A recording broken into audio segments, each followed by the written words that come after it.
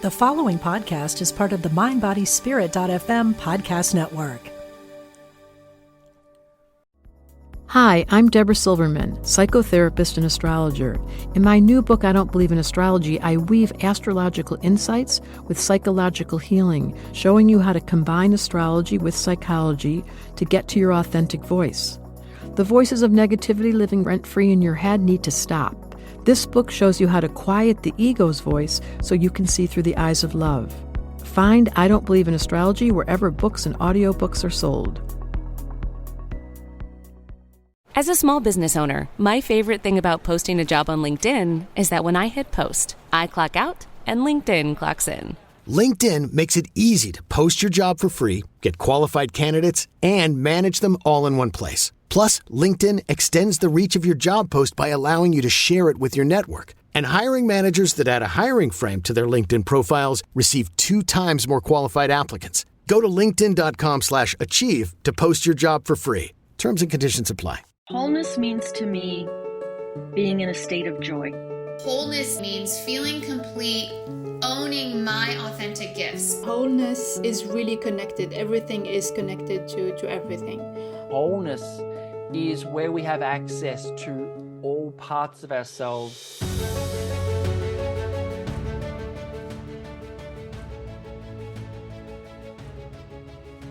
I think I've always been a writer, even when I was little. Before I could actually write or read, I wanted to write stories. I was overconfident, clearly, in my plot abilities at that point. But so I would dictate stories to my brothers and sisters, and it was supposed to be that they would write down my wonderful story and preserve it forever. And what actually happened is I would say something like, Mary walked into the kitchen, and my brother would write, Janette is an idiot. And that is when I first learned that you can't trust an editor. That's where that came. Yeah, I think I've always just loved stories. I was that kid who was always asking my parents when we were watching something, and I didn't understand, like, why? Why is this happening? Why is that happening? So always had that destiny stamped on my forehead, I guess. That's amazing. Does anybody else in your family have that? It's really funny. I have 5 kids, and my 2 oldest daughters were voracious readers, just reading all of the time. And I always thought they would be the writers. And it turns out my sons, who both have dyslexia like me, and hated reading, they have both written books. Wow. And I think in part that's because they think, like, well, if mom can do it, anyone can. Oh, wow. Low expectations. And so they're just like, yeah, of course you can do this. Whereas my daughters, having read thousands of books, or, maybe that can be, in the creative process, it's hard if you are comparing your writing first draft to everybody else's, polished, Right. writing. So That makes sense. Yeah, you do a lot of series or like, so how does that, do you think of the whole series or how does that work? no, I hardly ever think of the whole series, which is why I don't have a lot of series. So, Oh. getting an idea. I do a lot of school visits, and kids always ask, "Where do you get your ideas?" Like, that's the hard part. That isn't the hard part. You get all sorts of ideas, but my problem is that I get, this great idea. It's a fun plot to write, and I put it out there, and then the next day I get emails and reviews that say, like, "Oh, I can hardly wait for the next book," and I'm thinking, I don't have a next book. I don't know the plot to the next book. Wow. So that's the hard part coming up sometimes with and then what do the characters do? What new problems do they have? So I have fans that are waiting on several. And and also sometimes in my defense, sometimes I think it's a standalone. Like, I'm like, yeah, they had the problem, they solved the problem, the end. And readers are like, no, you need another book. And yeah, that also is problematic. Right. Interesting. That's hard. Yeah. So as you were talking about that, I was thinking about Little Women when Joe is sitting there, like, my mind comes alive with like the stories.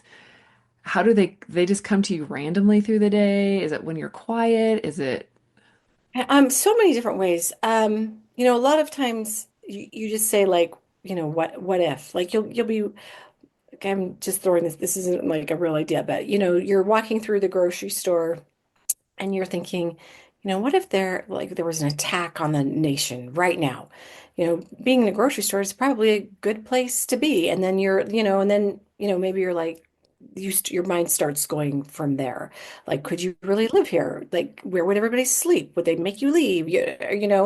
And so you can start building ideas Mhm. from that. So a lot of times it's just like one idea, and a lot of writers have ADD. And I think maybe that's part of it, that our minds are always just asking, well, what if this happened? And then what if this happened? And then you want to see that come alive. You want, um, yeah. A lot of times you're writing it for yourself because you think it's a cool idea. And then you just have to hope that other people also think that it's a cool idea. Sure. Do you ever get like feel personal towards your characters, and is it hard to put them down and have them end? Yes, yes, so often. Where, like I wrote series called Slayers under a pen named CJ Hill, and that was 5 books, but they were long books. Um, and you just sort of start feeling like they're your friends. And Mm. I had planned on killing some of them off along the way because, they're fighting dragons, and what are the chances that you're all going to survive, right? Right. yeah. So I actually, I have in the series, there's like two teenagers have each power. Like, one can douse fire, two can douse fire, and two can throw up shields. And the reason why they came in twos is so that I could kill off one of them and they would still be okay. But then when I got to that point, I couldn't kill off any of them because Mm. I liked them. And I actually wrote on Facebook because my writer friends were saying, well, you have to kill off somebody because if you don't, then what you're saying is you know, the journey wasn't that hard. It wasn't that difficult. They were all able to come out. Right. Um, and so I wrote on Facebook, like, what do you guys think? Do you think I should kill off somebody? And it was overwhelmingly, immediately 100 responses of no, don't you dare kill off people, and especially don't kill off Bess, or especially don't kill off, they're just putting in their characters I had better not kill off. And I thought, what? Readers don't usually like it when you kill off people, and so I'm not going to. Nice. I guess I said that. Spoiler alert. Nobody dies. Well, actually, no, there are, I take that back. There is somebody who dies, at least one person, but not any of the Not the kids. core. Yeah. I think that's really neat that you were able to kind of do this and say, I've just been reading Brene Brown and she's like, standing alone. So like all your writer friends and all the people were saying different things, but you were like, this is what I'm going to do because this is what I feel like is right for this character. Hmm. I think that's really brave. Hmm. Yeah. I end up unkilling a lot of people. And part of it is because if you kill somebody off towards in the climax, then your main character is going to be very sad, your point of view. And is that how you want to end the book? Like, well, we succeeded, but I'm devastated anyway because somebody I love died. And you're just like, that just doesn't seem like a very happy ending. I guess Hmm. too into the happy endings. Yeah, yeah. So my son's getting ready to graduate in April with his degree in creative writing and then a minor in editing. So he's one of those. But it's been interesting following, with different classes, seeing, it's like I didn't realize how interesting it is to be a writer, for instance. Um, the difference between a short form, kind of like a short story versus a novel, and how you have to develop the characters differently in those two kinds of things. And I mean, it's made me feel like I'm just so in awe of writers because there's so much that go into it because as a reader, you're just into the story, and to see kind of the background and the way you can redo it and see it differently. So do you like how long does it take you to kind of read or write a book? I mean, is it kind of like you're in the story and it happens just in a kind of a short time, or do you pick it up and set it down? How do you do that? I try to, and I guess I should also put in here, I'm a slow writer. I have friends who can put out a book a month. That is not me. Wow. Oh. If I'm going like full speed and it's not a really long novel, it still will take me 5 months from the Mhm. time I Mm. start to the time I'm done and can, so yeah, so there's that. But also, if you are putting it down a lot, at least for me, and sometimes I have to because I'll be writing one and then I'll get revisions back from an editor, say, Mhm. and you have to put that one aside and do the revisions, and then and then I always have to start at the very beginning and reread everything because Right. if you don't, then you've forgotten that you already had this conversation that Mm. the character already knows that detail.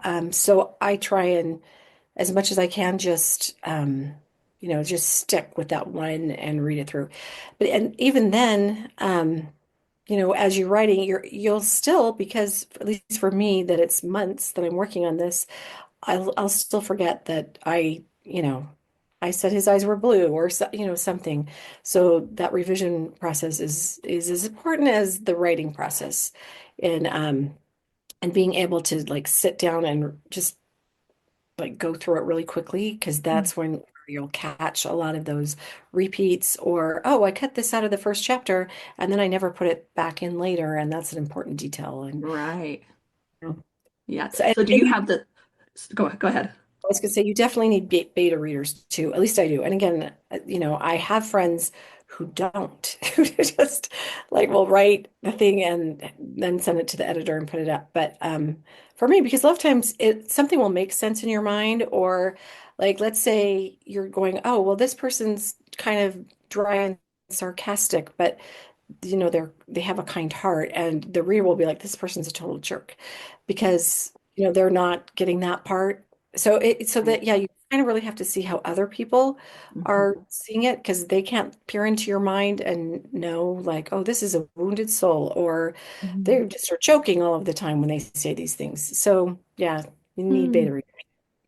Yeah, and so I'm thinking about like the journey of the book. So because I would think sometimes I think like your example of going through the grocery store, I totally can imagine that all those the ideas just popping in and popping in. And so sometimes the slowness of it is to get it into, to actually type it up and make it fit into this. Is that true? Like, is it like the story is just kind of all there and the difficulties of getting it down in words on, on your screen, or do you make up the story, like is it just one piece and you do that one piece and then the other piece?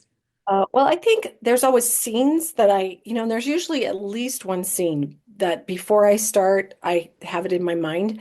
And so like that one's going to go really fast because you know what the people are saying to Mhm. each other and everything. But there's always a whole lot that you have to make up while you're going along.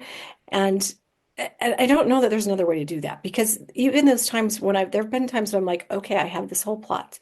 Um, and that's not to say every scene, but it's like I know. Okay, I always tell people you need to know at least six things. You need to know, who the main character is, what their problem is, what their goal is to overcome the problem, the antagonist and the obstacles that they're going to face along the way, and then the consequence of failure. What happens if they don't get their goal?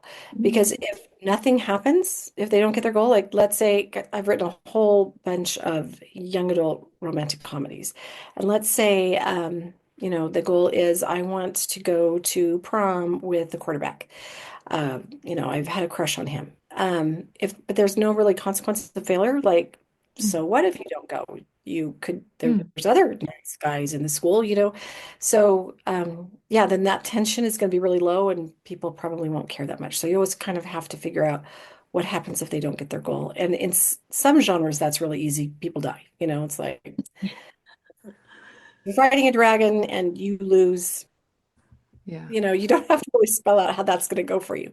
But it's a little bit harder to do with young adult rom-coms. Anyway, so yeah, I kind of know those things, but that doesn't mean I know every scene. I never know that. But even then, um, usually as I'm going through, like I'll have an idea like, oh, it's going to go this one way, and it almost never goes exactly how I think it's going to go at the beginning. Because as you write, you're like, oh, wait, no, that's a better idea. Or, oh, wait, I thought that would work, but now that I'm writing it, it doesn't make a lot of sense. Mm. And that's the worst part when you're halfway through and you realize that something doesn't work and you're just like, okay, how do I fix this? And that's when I'm usually like, anybody who I come in contact with, my family, they all knew when I had plot problems, they were going to get asked about it, and I'm like, okay, so you're in an airplane and the dragon's going to attack. Like, what do you do? And they just love answering those questions. But yeah, and I've heard that there's that you can ask like Chat GPT to help you with stuff.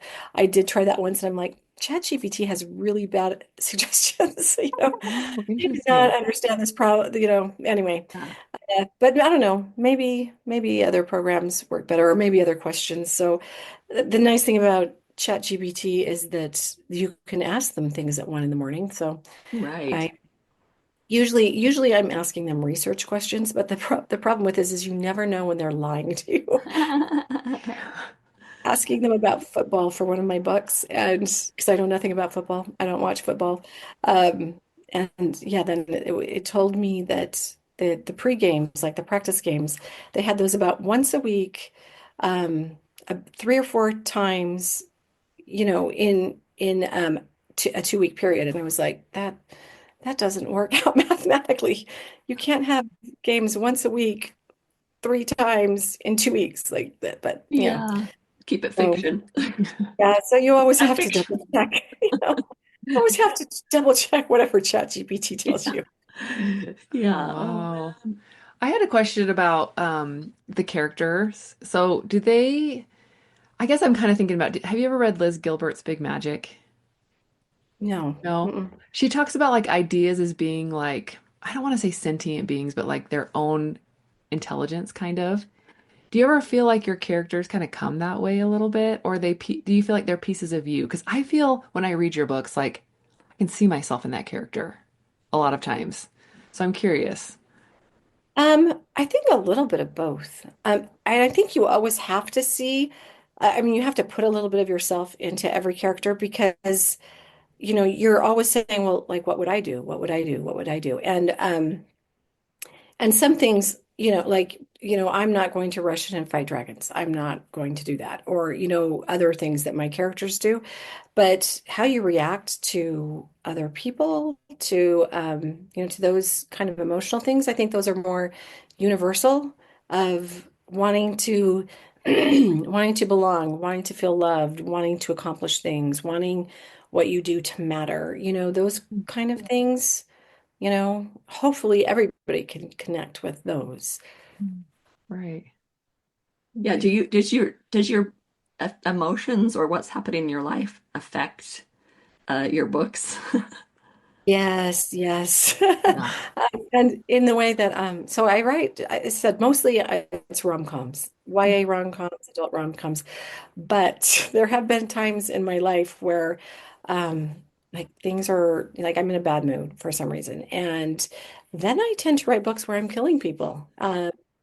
So yeah, like during COVID, that was stressful. So yeah, the like two stories that kind of came out of that were The Wizard's Mark, where she's with a group of assassins and there's people dying in there, and Empowered's, which yeah, post-apocalyptic romance, and 7 people die in the first scene. So that's what happens to humor writers when they're when things are not going well. They start killing people off. But yeah, yeah. Fortunately, most of my life is pretty good, so I can write rom-coms. But it's just harder Right. when you're not happy. So when did the dragons come in? Well, oh, dragons, and in that book, although they're fighting dragons, there is a lot of romantic comedy in Yeah. that. Um, but that one was okay. Okay, so when I was in 5th grade, I went to Silver Springs, Maryland, and everybody there was very excited. This is for like a sabbatical because my dad was a professor. That it was the seventh year in a 7-year cicada cycle where the cicadas were all going to emerge. And if you know about cicadas, they're like horrible because they're like they're big and they just fly into you. They like don't that I don't know, they're not that smart, which I guess is why they need to hibernate for 7 years. So the predators die off because otherwise they'd just be easy pickings. But I remember that was the first time I had ever heard that animals could hibernate for that long. And I thought, wait a minute, if bugs can hibernate for 7 years, how do we know that the dinosaurs are really gone? Maybe they just have really long hibernation periods and they're going to pop up in my bedroom and it will be very bad. So that kind of always stuck with me that like maybe, maybe like dragons aren't gone. So yeah, so in my book, yeah, they have like 100-year um Oh, hibernation. I love it. That is The Dragon cool. Lord want them to. So they've just been kind of hidden away from society. But also, I have this thing where I'm very clumsy, and I shouldn't ask people like, "Did you have this happen to you?" And because most people are like, "No, not at all. I don't."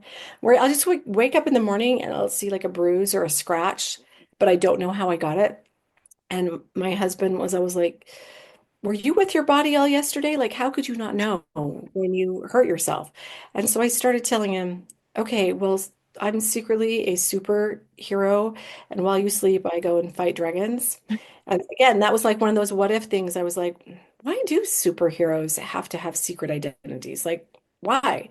And then I thought, okay, well, if you were a teenager, um, would your parents let you go fight dragons? Probably not. So you would have to keep that a secret. And so, I don't know, those two ideas kind of came together in my mind. And I was like, okay, I want to write, teenagers who have superpowers to fight dragons. And so, yeah, they're the descendants of the knights that killed off the dragons in the Middle Ages. And yeah, and they have to keep a secret because their parents would not let them fight dragons otherwise, which just makes it all the more fun to have like those kind of secret identity things in there. So Mm. it was a lot of fun to write. Yeah, that sounds fun. I like that we allow ourselves to have just some fun things sometimes and just let our Mm. imaginations go and The not have, wonder. yeah, the wonder. Yeah.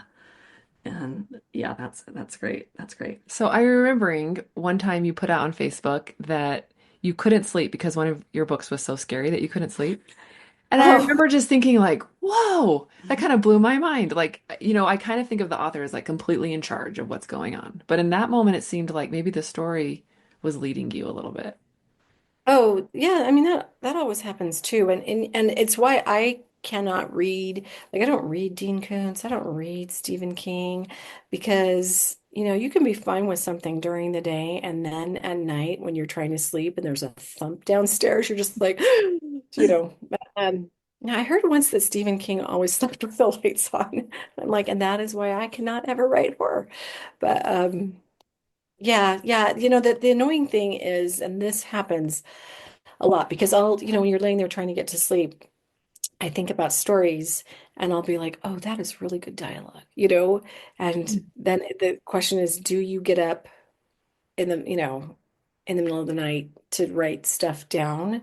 Or do you just go like, I'll remember this in the morning? Because so much of this time you don't remember it in the morning, but it's a hassle to have to get up when you're like, I need my sleep. And Yes. it's going to make it even harder to get back to sleep. So. Yeah. Yeah. Do you, so think back about what was it like before your first book was, tell me about that journey. What happened the before, there's that, because I'm sure before the publisher accepted it, there was a little bit of, what was that like to think I'm going to get published?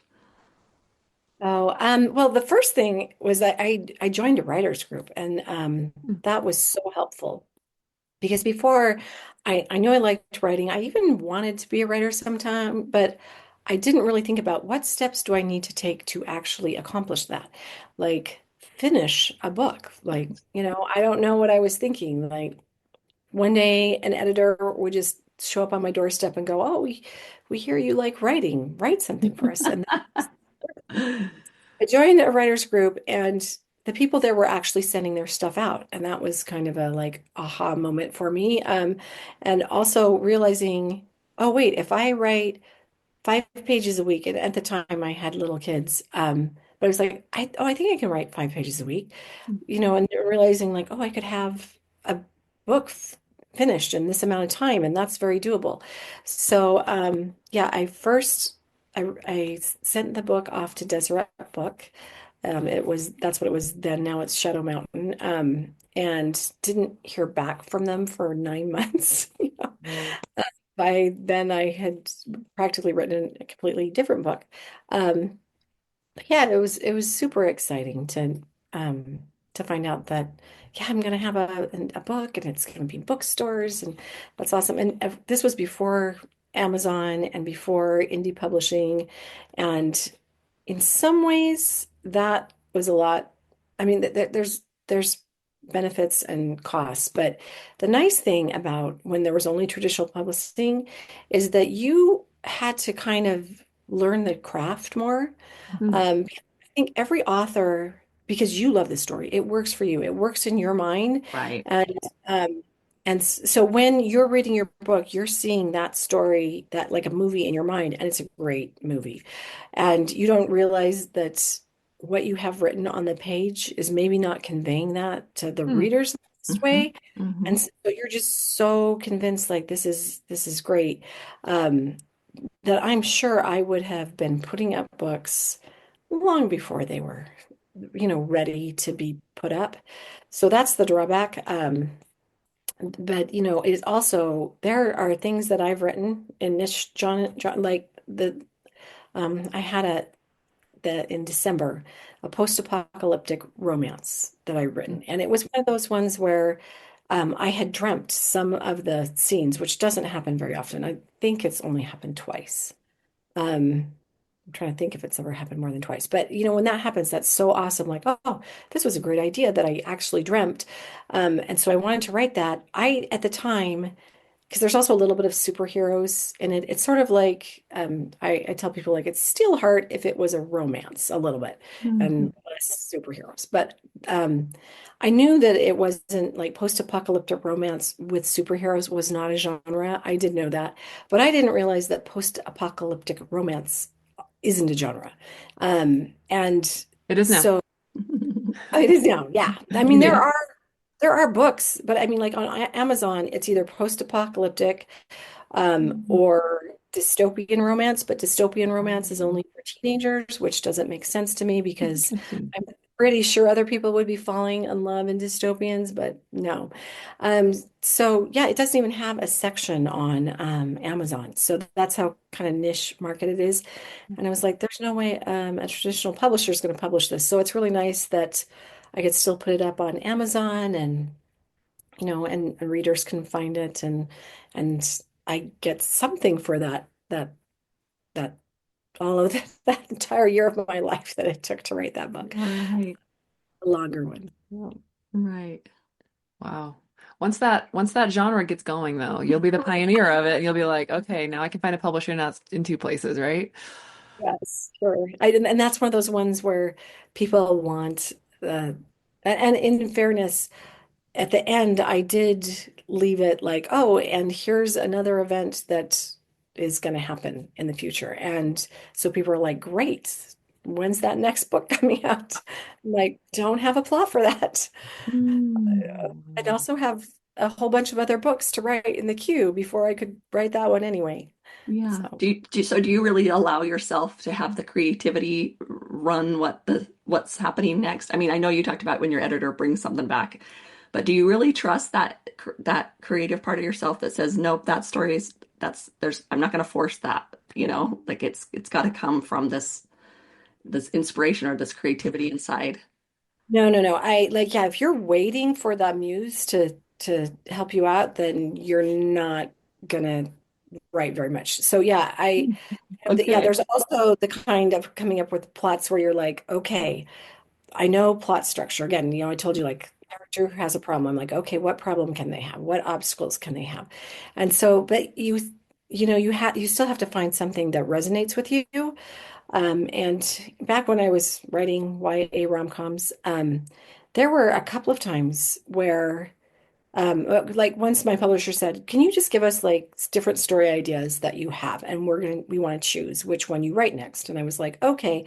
And I gave them all of these like really detailed, like 8-page synopsis sort of things. And then and they were like, "Well, just, give us some more, give us some more. It doesn't have to be like just, a paragraph." And so, I'm just like, I'm not sure why they want all these, but I'm just like throwing out ideas that I don't have plots for. And one of them I just wrote, like a teenager who doubles for somebody famous. Like I just put that out there. I had no plot for that. And that was what they wanted. And then I was like, oh, great. Okay. Now I have to come up with something for this. So then, it's like, okay, well, why would you double for like, a teenager? Like who's a famous teenager that you would double for? And I'm like, okay, it would either have to be a sports star, a daughter of like the president or somebody famous, or like a rock star, movie star. And so you have to try and make it make sense, and start from there. So I'm like, okay, of those, I don't want to have to research what the daughter of the president's life was like. It'll be easier to do like a rock star, because I'd already done the one involving a movie star. And then you're just like, okay, well, what would make you do that? What would the problems be? And yeah, it was very, I don't want to say like by the numbers or anything, but even then, you still have to, again, you have to find that way to connect. Like, why is it emotionally important? So for that one, I thought, well, anybody would do it just for fun, right? Like, oh, it would be great to see, Taylor Swift's lifestyle. Let's say you looked just like Taylor Swift and she needed a double for something. It would be great to see that, but like that's not that emotional client. Like, why does it matter? What happens if you fail? Like, oh, I don't get to be her bodyguard anymore.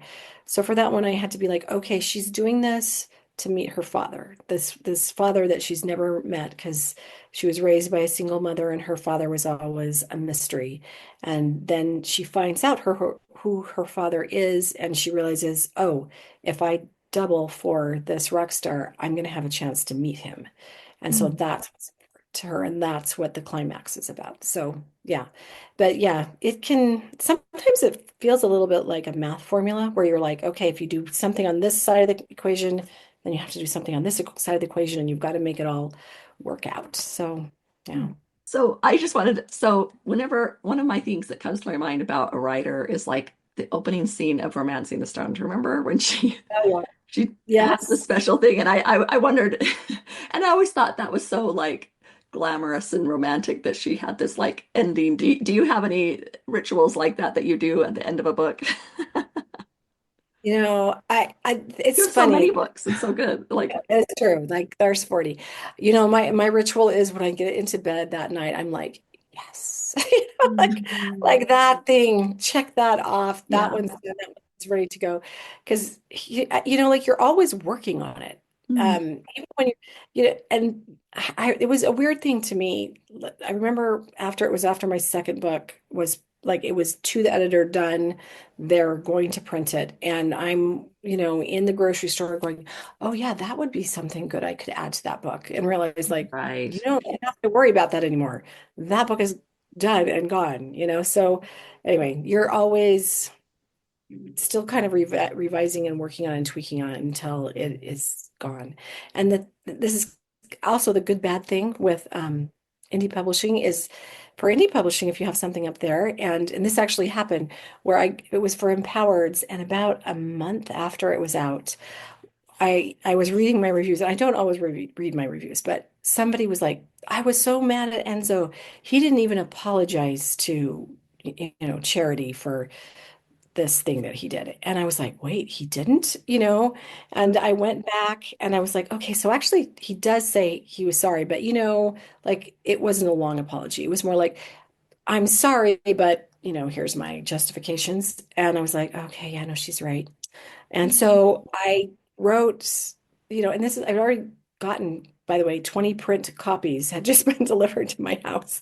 And I'm like, okay. And I went back in there and I like wrote a longer apology, and I tweaked a few things in other chapters too, to make you feel like more like, all right, he is emotionally connected in this relationship and what's going on, and and again, and it was always in my mind that way, but I was like, oh, you know, I needed to put that on the page a little bit more. So then I'm emailing my newsletter going like, okay, for all of you who bought this, I just updated it. And so I will I'll email you the updated copy if you want one, because Amazon, even when you update it, they don't, like you're gonna get um whatever it is that you bought.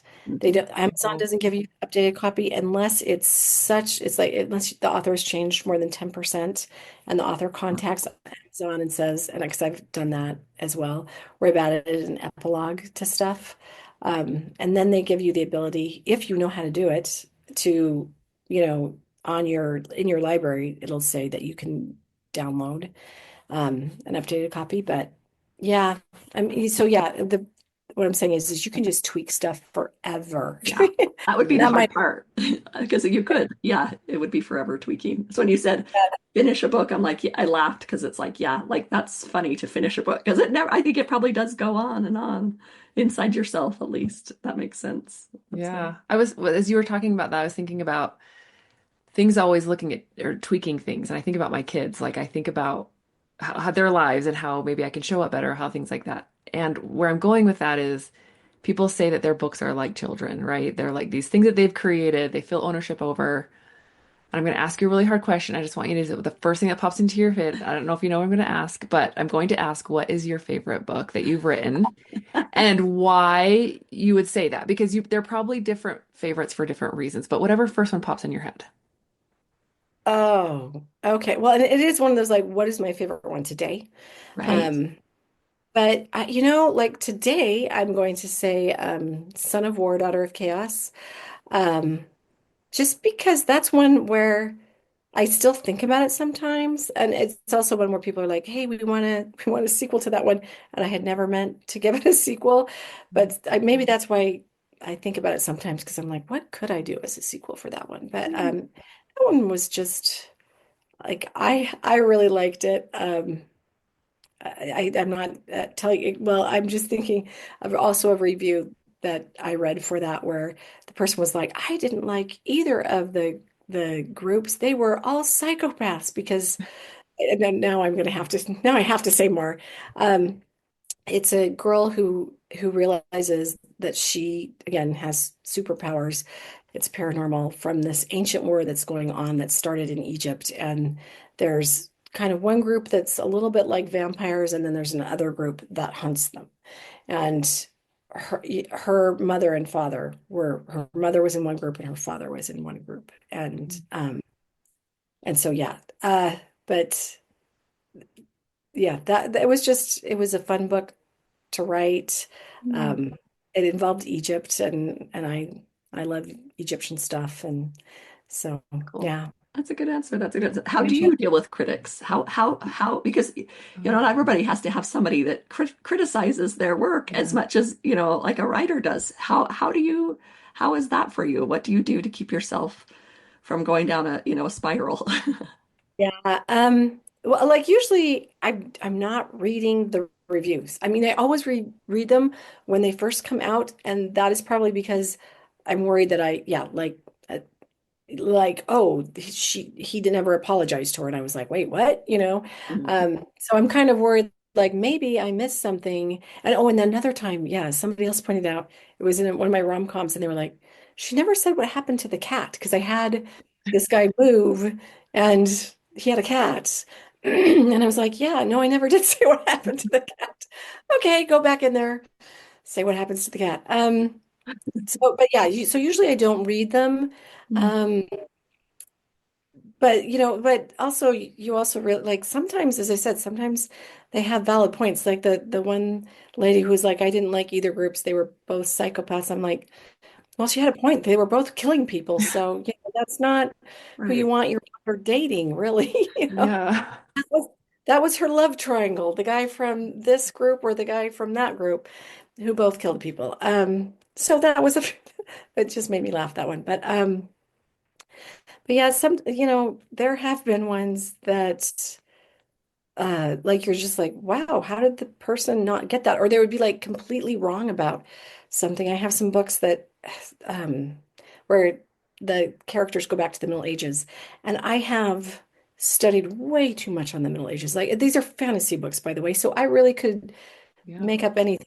There's fairies, right? Mhm. So I don't know why I'm like spending hours figuring out when paper was invented and when it was actually in England and stuff like that. But yeah, like I remember once somebody was saying these and it was wrong and I knew they were wrong and I wanted to be like, here are the 20 books that I've read on the Middle Ages. Like, what have Right. you read? But yeah, it's just it's yeah. I guess for mine, I'm just like, okay, that person was looking for something different than, which is true. Like Oh, yeah.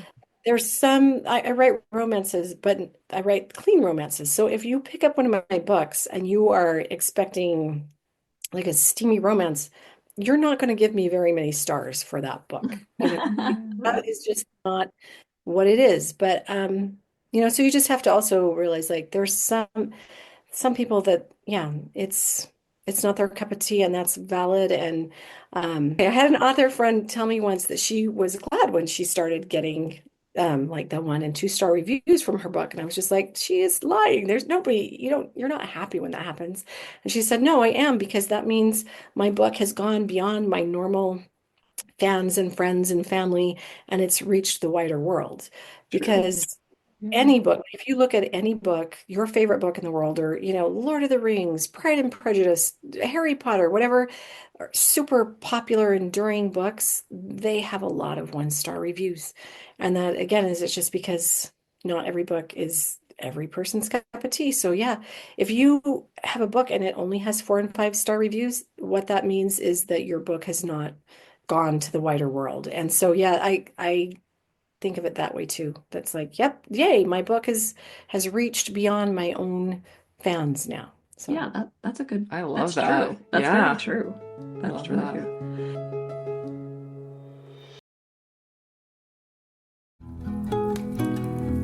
Campfire season's back, and that means s'mores. But when you're at home treating yourself, take them over ice with Dunkin' S'mores Cold Brew Concentrate. And suddenly you're always treating yourself. The home with Dunkin' is where you want to be. Click or tap the banner to shop now. Waiting for the best deals? Spring Black Friday savings are here. Shop early access now at Blinds.com and save big on new custom window treatments. Blinds.com makes upgrading your window treatments easy with free virtual consultations, free samples sent to your door, and professional measure and installation services. Plus, you always get Blinds.com's 100% satisfaction guarantee. Shop Blinds.com's Spring Black Friday early access now. Save up to 40% with minimum purchase, plus a free measure. Rules and restrictions may apply. Look around. You can find cars like these on AutoTrader, like that car riding your tail. Or if you're tailgating right now, all those cars doubling as kitchens and living rooms are on AutoTrader too. Are you working out and listening to this ad at the same time?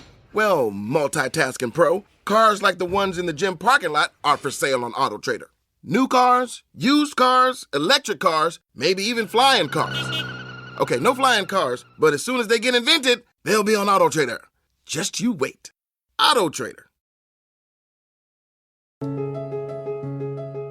Shalene, yeah, was like, I want to see if I can get this author, and I'm like, go for it. So now I'm excited. I'm excited to get on it. I'm gonna totally get She's my got some son. books to read. Yeah, Yeah. got some books to read. Yeah, that sounds fun. I'm all into fairies. yeah, yeah, no, that's another one of those gosh. And okay, so the Fairy Godmother series, and I wrote 3 books, Favorite. and I clearly meant to write 4, and I Oh. even have like half the plot written for it, but it was sort of one of those things that kept getting pushed back. And then I don't know if you want and then okay, so I had a producer. It was a producer who worked for Disney and did quite a lot of things for them. And they pitched the book, My Fair Godmother, to Disney. And instead of doing it, Disney they took the premise and did their own movie, Godmothered. And they took they took a lot from the third book, like the plot stuff. And I was watching this. I was just like, I'm so glad I didn't write the fourth because they couldn't steal from that one too. Oh, They took a lot from the first and the third book. Um, I and was like that sad just about made that. me So like sad. not want to write that book anymore. And it's that's been years, and I'm just like now getting to the point where I'm like, okay, people are still asking. Like I still get emails like, when's the fourth book coming out to that? So I don't know, maybe I'll Because you yeah. loved that. You I loved that. love that one. Yeah. Yeah, Those were so good. those are good. Good. Well, do you want us to cut that out, or do you want that in, or do you want that? You know what? You can put that in Okay. because I don't mind if people know that Disney rips off authors Okay. because they do. It's the way the laws are written in California are to protect the student. I mean, and I get that. Right. You can't copyright an idea, but Disney just does it so often. Really? Like Oh, every time darn. a Disney movie comes out now, I'm like, I wonder whose idea they took this time, because they did it Yeah. to Shannon Hale with Tangled.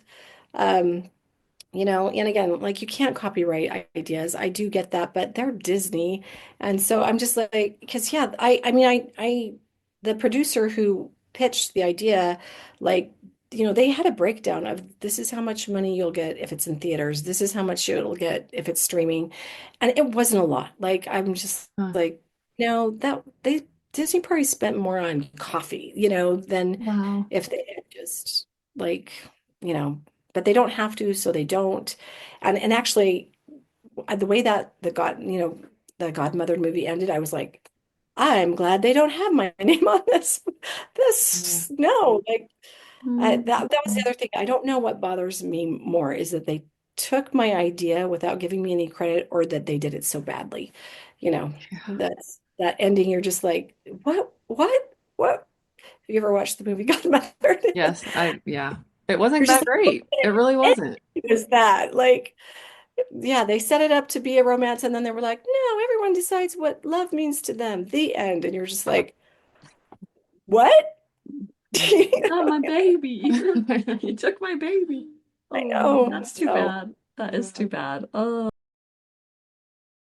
So how does like writing, besides literally feeding you, but how does it feed your yeah. soul? Yeah. Okay. So, like all of us, we have that creative part in us that we need to use that part.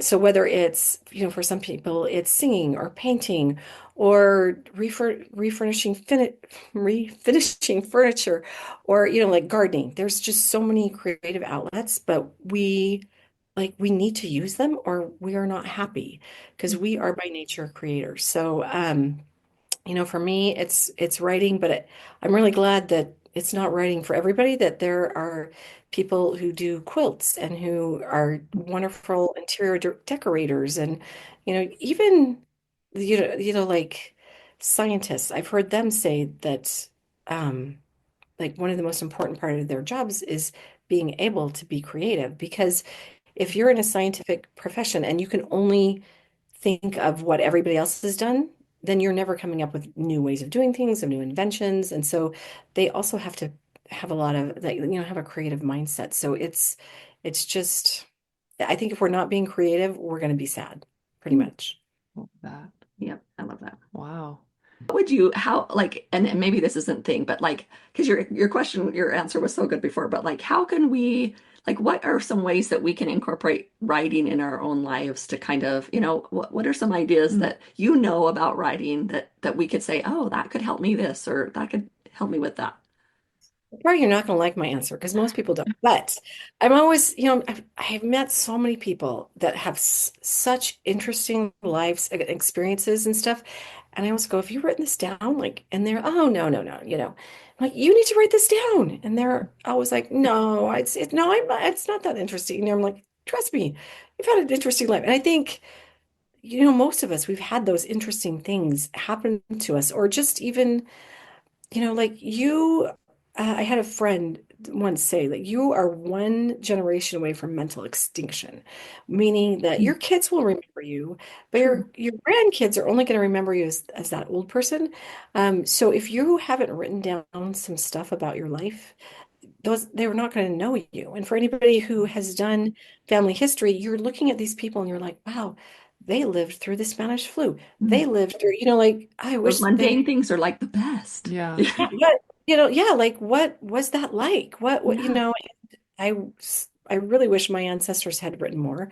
And your descendants are going to wish you had written about your life too. And it's so easy now. Or even if you don't want to write, because that's intimidating to a lot of people, that just doing videos, like doing questions and having those somewhere, or you can get them transcribed, super easy.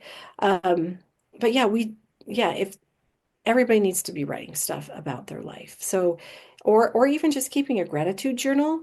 Um, I heard from so many people how important that was in just like Brene Brown, you mentioned her earlier, where that's the most important thing that we do to make sure we're happy is to be grateful. But you can't just be like, yeah, I'm grateful. You have to really actually practice taking time out every day to think about what am I grateful for? And so having a gratitude journal, and I have that, and every night before I go to bed, I'll go like, oh, okay, what are the good things that happened today? And sometimes it's just a sentence, like, and usually it's not more than a paragraph, because I go to bed late and I'm tired. But it really does. I can't tell you how many times I've thought, oh, like this was just a normal day. There was nothing good happened. And then I stop and I think about it and I'm like, oh, I got to talk to my children. Oh, I got these things accomplished. And the weather was good. And I had the sweetest little dog. And, like you just, when you stop and think about it, there's so many things to be grateful for, even on kind of bad days. So yeah, I, those are the two things I'm always telling people to do is get a gratitude journal and write in it, and also just write about your life, some personal history, so that your kids will know who. If you don't believe me, actually, here's a good exercise for everybody who has semi-adult children. Go ask them, where was I born?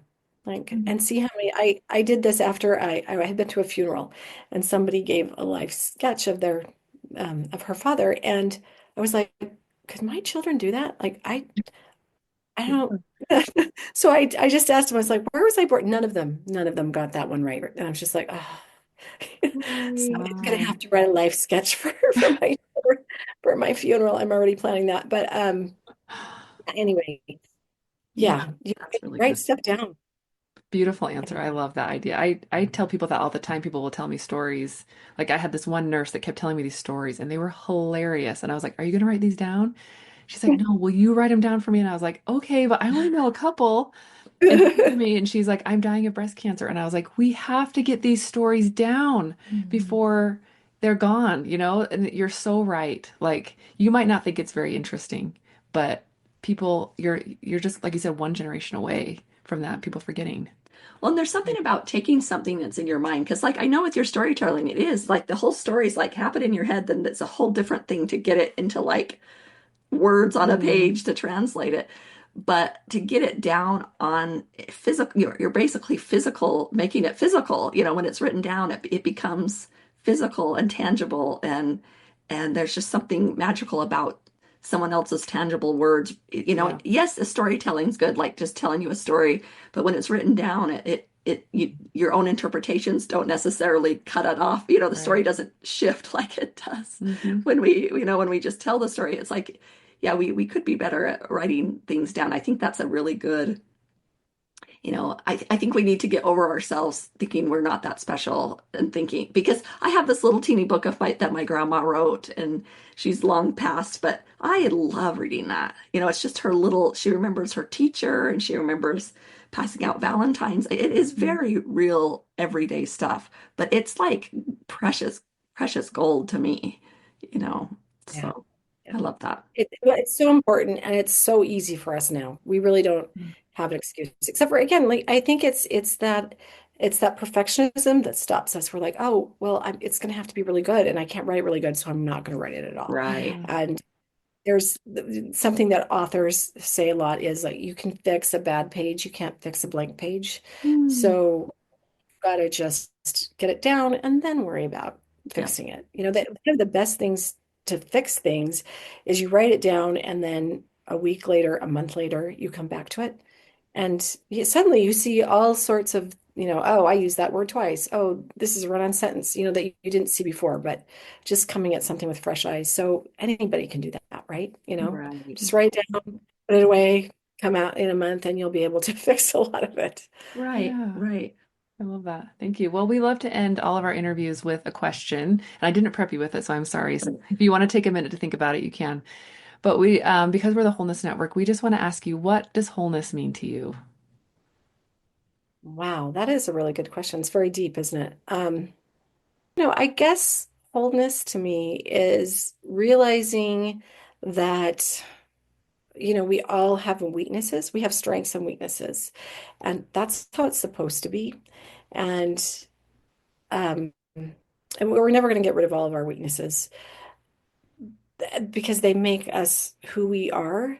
We can improve things and we need to improve things, but also just accepting that we're not perfect, that we make mistakes, we do stupid things, but as long as our heart is good, like as long as we are, trying to do the right thing, that we're, loving and accepting and offering other people the grace for their mistakes as well, uh, then we're all fine. And, those weaknesses a lot of times are what make us relatable.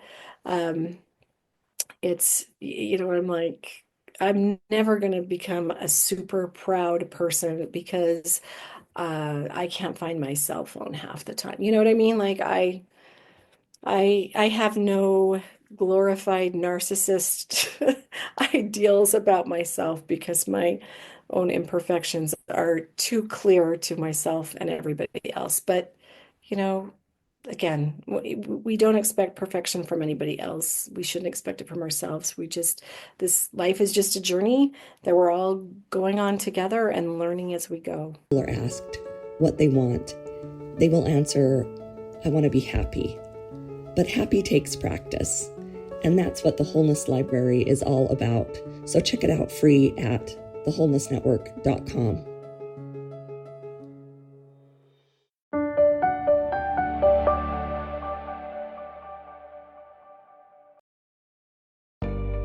Thank you for listening to this podcast. Would you like to hear more like this? In these times of extremes, the mindbodyspirit.fm podcast network is an oasis from the daily news. Put on your earphones, drop your shoulders, take a deep breath, and explore more podcasts that offer self-care, hope, and ways to connect with your angels, mentors, and guides, all in one place. Visit mindbodyspirit.fm, a collective voice for good.